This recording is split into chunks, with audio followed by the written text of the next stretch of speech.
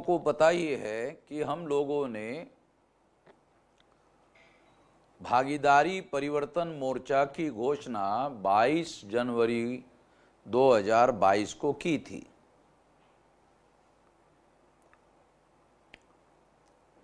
ये जो घोषणा हमने की थी, उस भागीदारी परिवर्तन मोर्चा के संदर्भ में ये महत्वपूर्ण डेवलपमेंट है, वो जानकारी हम आपको शेयर करना चाहते हैं, देना चाहते हैं। इसके लिए मैं ये बयान दे रहा हूं। हम लोगों ने और ख़ास तौर पर मैंने खुद पहल करके भागीदारी परिवर्तन मोर्चा बनाया था।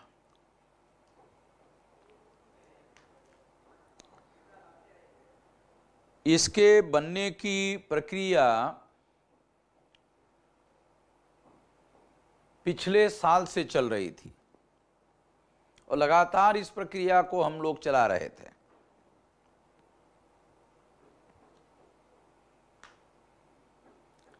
मीडिया और खास तौर पर प्रो बीजेपी मीडिया ये प्रचार कर रहा था कि उत्तर प्रदेश में केवल समाजवादी गठबंधन विरुद्ध बीजेपी गठबंधन, इनकी ही निकटतम टक्कर चल रही है। और ये जो प्रो बीजेपी मीडिया ऐसा प्रचार करने में लगा हुआ था, इसमें उनका फायदा था, खास तौर पर बीजेपी का फायदा था। इससे उनको हिंदू मुसलमान का मामला खड़ा करने का मौका मिल रहा था। ये एक महत्वपूर्ण बात थी। इसी वजह से प्रो बीजेपी मीडिया समाजवादी गठबंधन वर्सेस बीजेपी गठबंधन के प्रचार में लगा हुआ था, मगर इससे कुछ खतरा था। उस खतरे को ध्यान में रखते हुए वो समाजवादी गठबंधन में और बीजेपी गठबंधन में 10% वोटों का अंतर भी रखता था। जब वो बीजेपी को 41% वोट दिखाते थे, तब समाजवादी को 31% वोट दिखाते थे। खबरदारी भी लेने का काम वो कर रहे थे।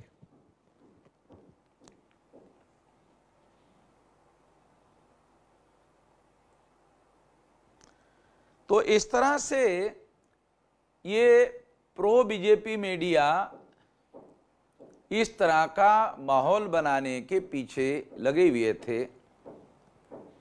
और कुछ हद तक ऐसे कहा जा सकता है कि समाजवादी और बीजेपी के बीच में ये म्यूचुअल लड़ाई होने का प्लान बनाया गया था, ऐसा राजनीति समझने वाले लोगों को लग रहा था। राजनीतिक पंडितों का ऐसा ओपिनियन बन रहा था। हमारा ये मानना था कि जब तक उत्तर प्रदेश में महागठबंधन नहीं होगा, तब तक बीजेपी को परास्त करना संभव नहीं होगा, क्योंकि सेंट्रल में बीजेपी है, स्टेट में भी बीजेपी है और बहुत ज्यादा संख्या में सीटें, 225-300 सीटें जीत करके लगभग वो आए थे। इसलिए उनको इस चुनाव में परास्त करने के लिए महागठबंधन बनाए बगैर परास्त करना संभव नहीं है। अकेले समाजवादी इसको परास्त कर सकती, इसको मानने के लिए हम तैयार नहीं थे। और फील्ड का अध्ययन करने के बाद भी फील्ड के लोग भी इस बात को मानने के लिए रजामंद नहीं थे, राजी नहीं थे। ये महत्वपूर्ण बात हम लोग जानते थे और महत्वपूर्ण बात हम समझने की कोशिश करते थे। और इसीलिए हमारी कोशिश महागठबंधन बनाने के लिए हो रही थी। और इसी के तहत हमने 9 अक्टूबर 2021 को रमाबाई मैदान में विशाल रैली का आयोजन किया था और उसमें मायावती को यह डर लग रहा था कि उनके लोग उस रैली में जा सकते हैं, ना जाए, इसलिए मायावती ने उसी टाइम को लखनऊ में रैली का आयोजन किया। तो हमारी रैली मायावती के रैली से 5 गुना बड़ी थी।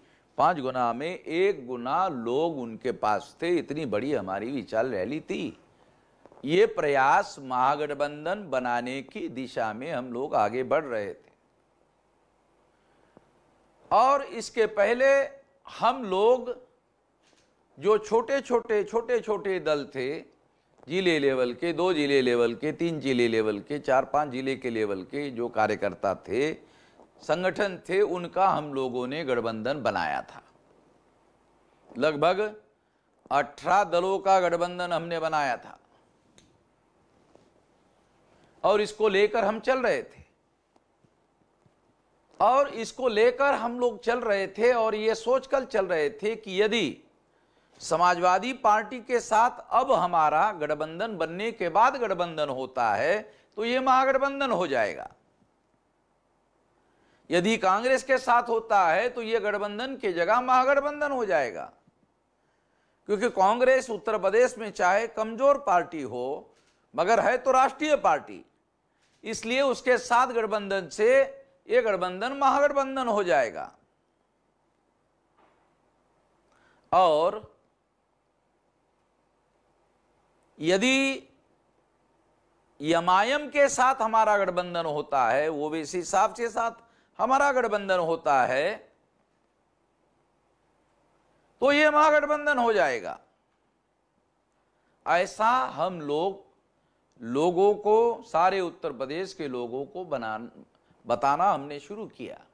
हमने 9 अक्टूबर की रैली के बाद में जो समाजवादी पार्टी का परिवार है, यादव परिवार है, मुलायम सिंह परिवार है, अखिलेश यादव परिवार है, वो इटावा जिले के रहने वाले हैं, सैफई के रहने वाले हैं, जो इटावा से 23 किलोमीटर दूर पर है।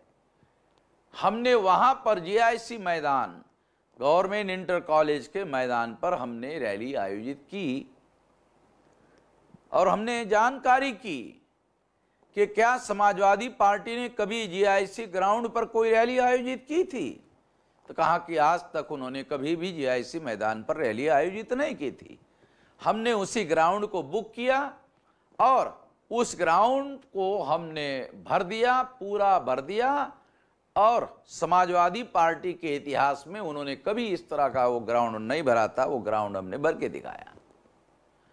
फिर उसके बाद इस लहर को आगे बढ़ाते हुए उत्तर प्रदेश में 18 मंडल है, 18 मंडल की 18 रैलियों का हमने सारे उत्तर प्रदेश में आयोजन किया और वो सारी रैलियां बड़े पैमाने पर सारे उत्तर प्रदेश में होती रही।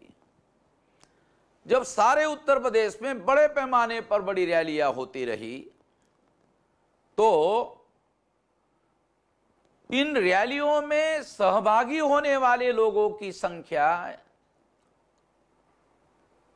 बारीकी से गिनती करने के बाद राजनीतिक पंडितों का यह मत था कि इसमें एक एक आदमी जो सहभागी हो रहा है वो मायावती का, बहुजन समाज पार्टी का समर्थक वर्ग था, जो अब इनके साथ शिफ्ट हो रहा है।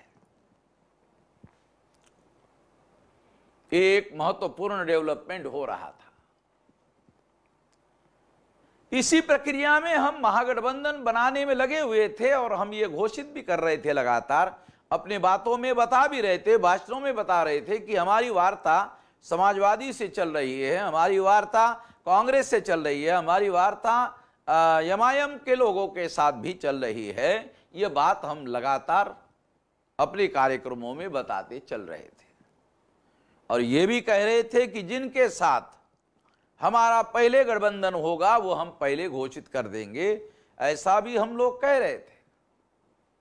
तो इस तरह से हमारा गठबंधन सबसे पहले ओवैसी साहब के एमआईएम के साथ में हो गया और 22 जनवरी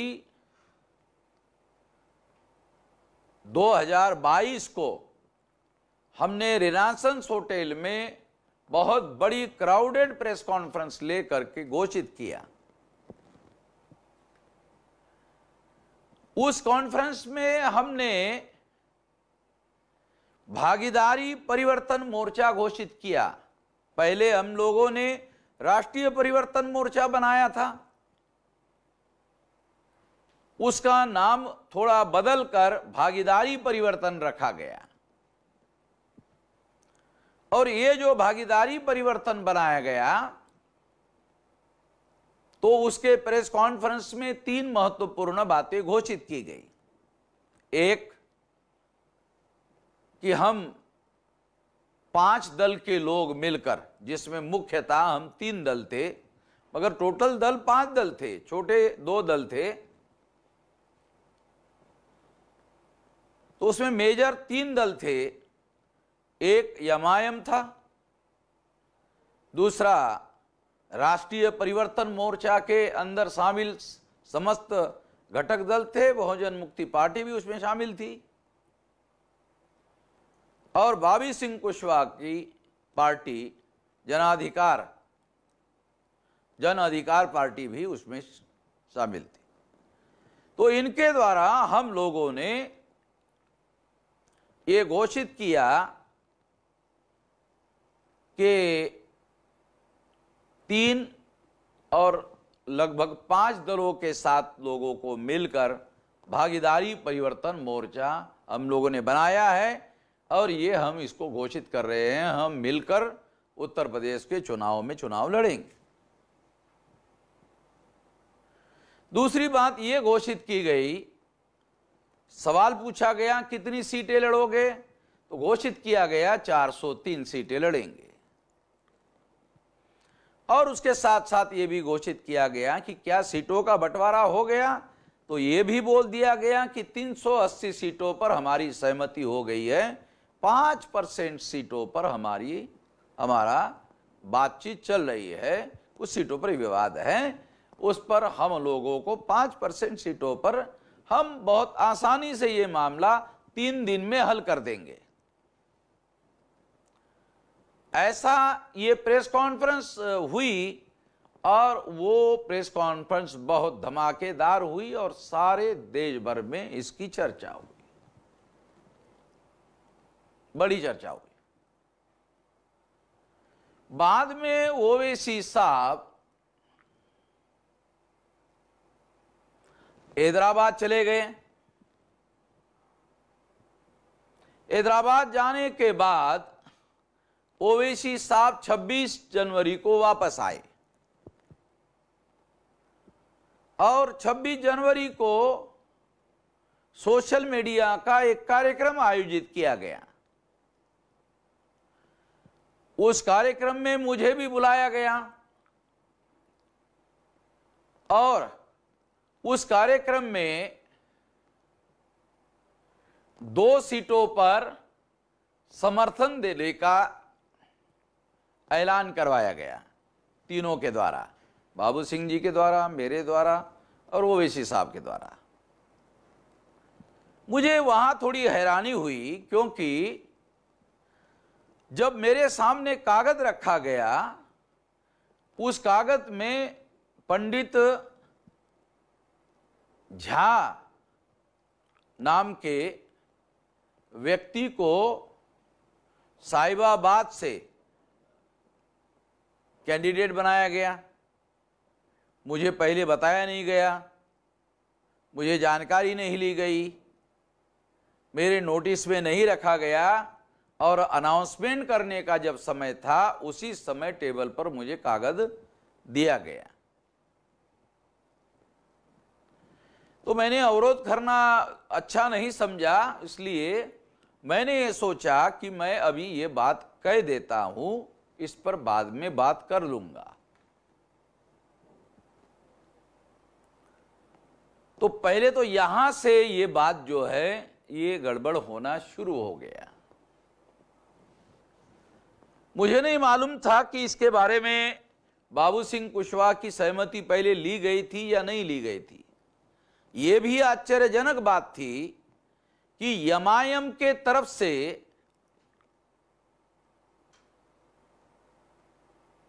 पंडित झा को टिकट दिया गया था और इस मोर्चा का नाम भागीदारी परिवर्तन मोर्चा बनाया गया था।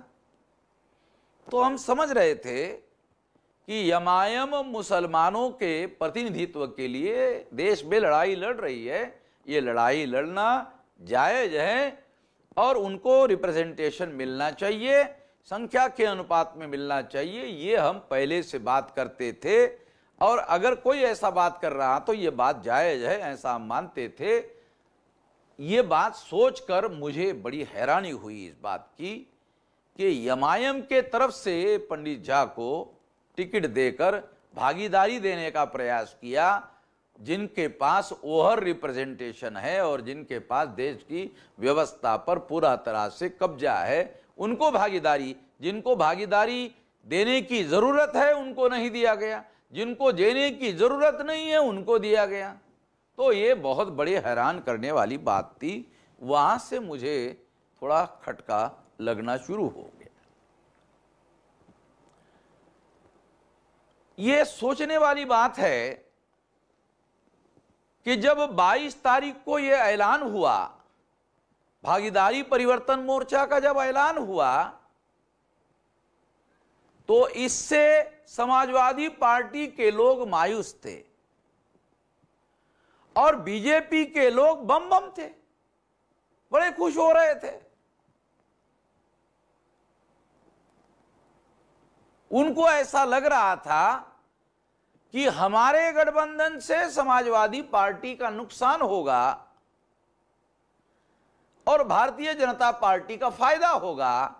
ऐसा फर्स्ट इंस्टेंस में प्रो बीजेपी मीडिया और बीजेपी के रणनीतिकार ऐसा सोच रहे थे, ऐसा अंदाज लगा रहे थे। 22 के बाद 23 आ गई, 24 आ गई, 25 आ गई और 26 आ गई। तो ये 4 दिन में मामला कुछ समझने में बीजेपी और संघ परिवार के लोगों को समय मिल गया और उन्होंने ये सोचा कि इस गठबंधन का मास्टरमाइंड वामन मेश्राम है और वामन मेश्राम फाइबर एलिमेंट है। फाइबर एलिमेंट उसको बोलते जो हजम नहीं होता है और इसलिए डॉक्टर लोग कहते हैं कि खाने में फाइबर ज्यादा खाना चाहिए जिससे पेट साफ होता है, वो हजम नहीं होता है। फाइबर जो एलिमेंट होता है वो हजम नहीं होता है, वो पेट साफ करता है, यानी बाहर निकल जाता है, वो हजम उसको करना संभव नहीं है। तो संघ परिवार के लोग इस बात जानते थे कि वामन मेश्राम फाइबर एलिमेंट है, ये हजम करना संभव नहीं है, वो इसका मास्टरमाइंड है। उनके मन में यह आशंका हुई। जब उन्होंने ये सोचा, विचार किया ठंडे दिमाग से, तब उनको लगा अरे एक ओबीसी का आदमी इस गठबंधन का मुख्यमंत्री पद का कैंडिडेट है और एक शेड्यूल कास्ट का 2.5 साल के लिए, 2.5 साल ओबीसी के लिए और 3 उप मुख्यमंत्री है। जब इन्होंने ये सारा कैलकुलेट करके देखा तो कैलकुलेशन के बाद उनको पता चला कि ये तो बीजेपी को भारी नुकसान पहुंचाने का कारण बनेगा। कैसे? क्योंकि जो ओबीसी बीजेपी के तरफ जा सकता था उस समूह का मुख्यमंत्री कैंडिडेट घोषित कर दिया गया। जो मायावती से दुखी लोग थे शेड्यूल कास्ट के, वो बीजेपी की तरफ जा सकते थे, उसका एक कैंडिडेट मुख्यमंत्री पद का कैंडिडेट घोषित कर दिया गया था। उनके लिए भी एक विकल्प पैदा कर दिया गया था। तीसरा, जो समाजवादी पार्टी से नॉन यादव वोटर था, वो जो समाजवादी पार्टी के साथ जाना नहीं चाहता और मजबूरी में उसको बीजेपी के साथ जाना पड़ता, उसके लिए एक विकल्प खड़ा हो गया। इसलिए वो फिर बीजेपी के पास भी नहीं जाएगा, वो इस विकल्प के पास चला जाएगा। परिणामतः बहुत भारी नुकसान बीजेपी को होने का खतरा पैदा हो गया। ये बात समझने को 3 दिन का समय उनको लग गया, या हो सकता है 2-3 दिन में ही समझ लिया हो, और समझकर फिर उन्होंने अपना खेल खेलना शुरू किया हो, ऐसा मुझे लगता है। अन्यथा जो एमआईएम मुसलमानों को हिस्सेदारी नहीं मिलती है इसका रोना उत्तर प्रदेश में रोते थे, वो एमआईएम पार्टी ब्राह्मण को टिकट बांटने का काम कर रही है, तो हैरान करने वाली बात थी। ओवैसी साहब उत्तर प्रदेश में मुसलमानों को रिप्रेजेंटेशन नहीं मिलता है, नहीं मिल रहा है, इसके बारे में जंग लड़ रहे थे। और जब टिकट बंटवारा करने का मामला आया तो जिनको और रिप्रेजेंटेशन है, जिनका सत्ता पर नियंत्रण है, ब्राह्मणों को उन्होंने भागीदारी देने की कोशिश की। जिनको भागीदारी नहीं मिल रही है उनको देना चाहिए, इसके लिए भागीदारी शब्द रखा गया था। इसके बजाय उन्होंने ब्राह्मण को टिकट देने का काम किया। बड़ी हैरान करने वाली बात थी।